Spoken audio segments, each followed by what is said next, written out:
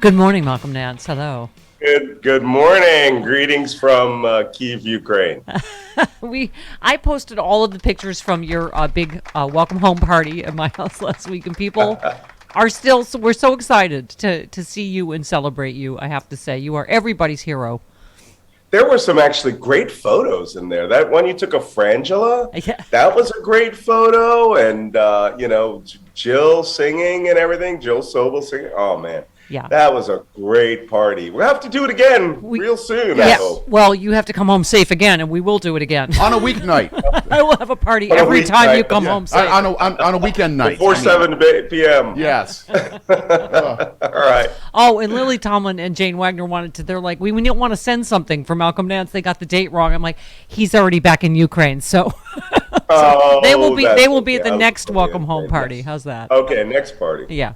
By the way, I've been reading the book, They Want to Kill Americans, and I have to ask how you feel that we finally found out yesterday that Donald Trump is under investigation.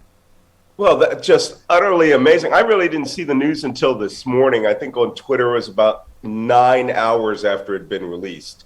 And I was just flabbergasted. First off, that the Department of Justice is actually doing something. And so I guess we all owe Empty Wheel, and those people on Twitter who've been saying the Justice Department just keeps their mouths shut. Right. Well, apparently they do. But let's see if it will actually manifest itself before democracy ends. Yeah. Yeah. Well, I hope this helps. I just have to say, somebody, Frederick Joseph tweeted about, he said, as a black man who's had multiple New York Times bestselling books, let's talk about the black experience in publishing. And you just said every damn word of this thread is true. I've had 5 New York Times bestsellers in a row. And as I said to you when you were here, Malcolm, we were just talking in the living room, this is what Eric Bollard always used to talk about, is the mainstream media. I feel like the fact that you don't get it as celebrated, I think, in my opinion, as you should, it's because you make the media look bad. Because you wrote the plot to hack America before the 2016 election the New York Times has Pulitzers about their Trump-Russia reporting. You told us before it happened. You told us about J6 before it happened, right? Wait a minute. Times has Pulitzers?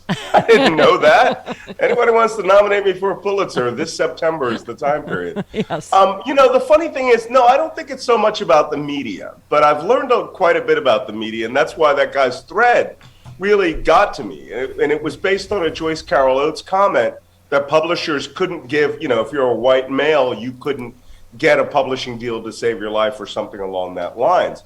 And another person came back and said, no, what you're finding out now, for those of you who were, mediocre white male writers, is competition is what's determining what's happening right now. And there are just a lot of great books by women of color, men of color, but the author of that original post is right about one thing. We don't get marketing at the level that even some of the most mediocre writers get. Yeah. I mean, for you guys have done a wonderful job. I mean, the book is now going up another notch on the New York Times bestsellers list. So if you haven't gotten it, get the book.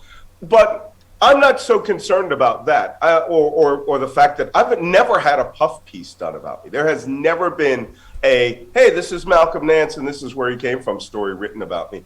But it happened, when you read like the New York Times Review of Books and, New York Times Magazine, all these other venues, you go, hey, who's this mediocre guy? Right. They'll write about right-wingers? Right. Good God, they will write about them like, everything there is to know about them and these hagiographies. But some really good writers, others, Sarah Kendzior, I've never seen a puff piece about her. And other people in the liberal sphere who can make the Times bestsellers list. I have 5 books in a row on the New York Times top 10 bestsellers list.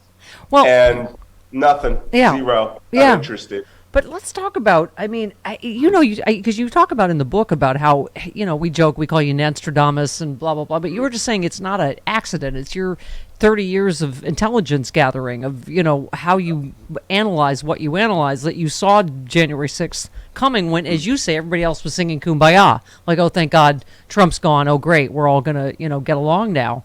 And you, like you say, you predicted this before January 6th happened. Yeah, and you would think that there would be some panache. People would be like, "Oh, geez, what's he going to say next?" Right?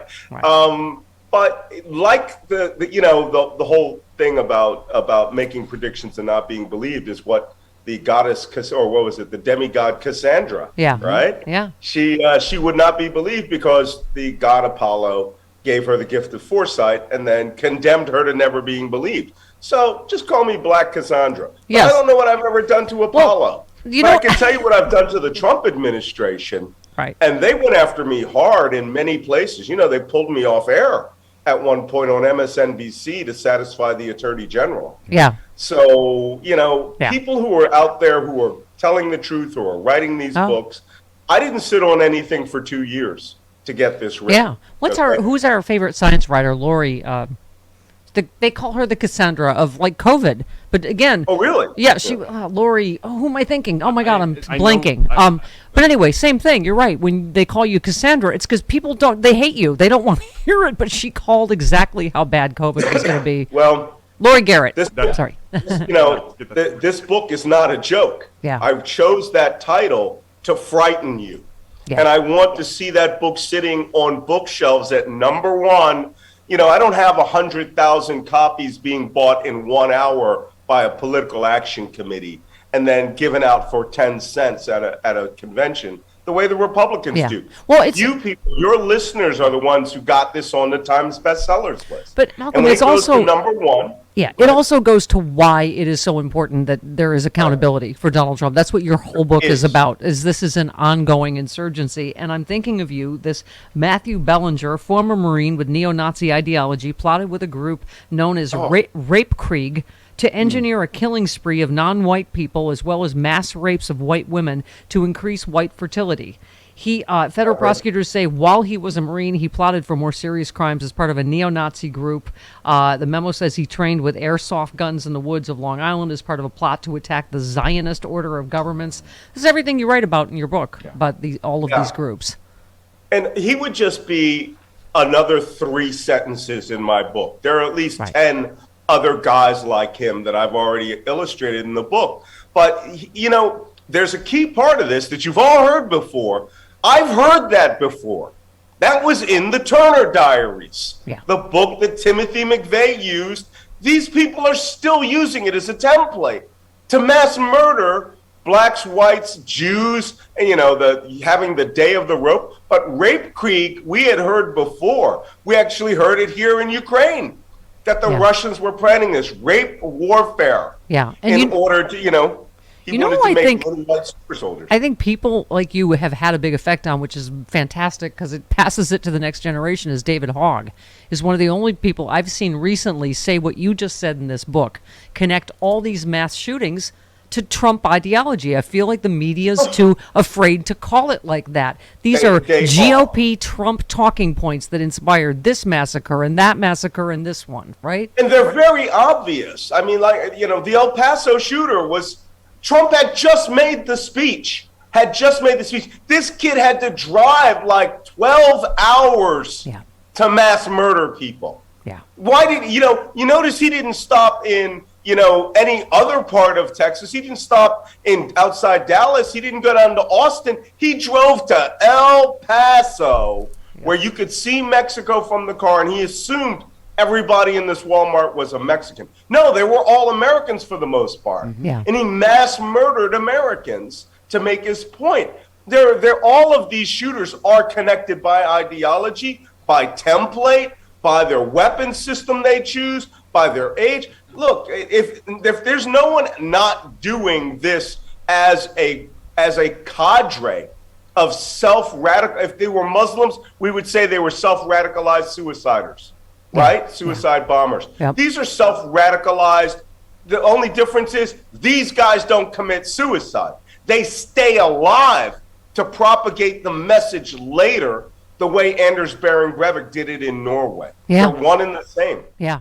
Listen, you have listen to Malcolm Nance, for God's sake. Yes. Okay. And get the book. They Want to Kill Americans. Let's get this to number 1 on the New York Times bestseller one last list. thing. Yes. Yeah.